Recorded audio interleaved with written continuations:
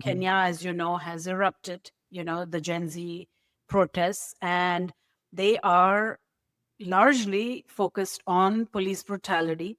Of course, I mean, not just police brutality, I mean, the finance bill and all those things. I just wanted to know if you think some of the thinking that you've uncovered in your research is some of that part of those protests.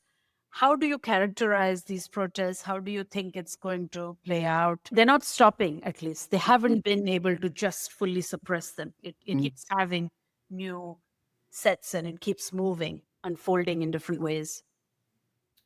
Yes, I think you're right. I don't think they're going to stop. I think as long as the economic situation continues to deteriorate, there is no stopping people taking to the streets. I mean, life is just not sustainable under the current conditions. And we have no indication that the government is taking actions that will ameliorate, Yeah. how No, bad they're just making it worse they're almost making it worse. daily. Right. Yeah.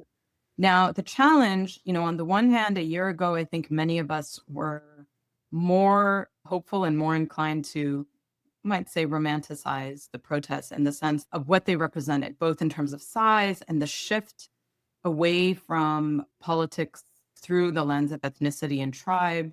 There was a more generalized rebuke of the political elite as a whole for their complicity in getting Kenya to where it is today.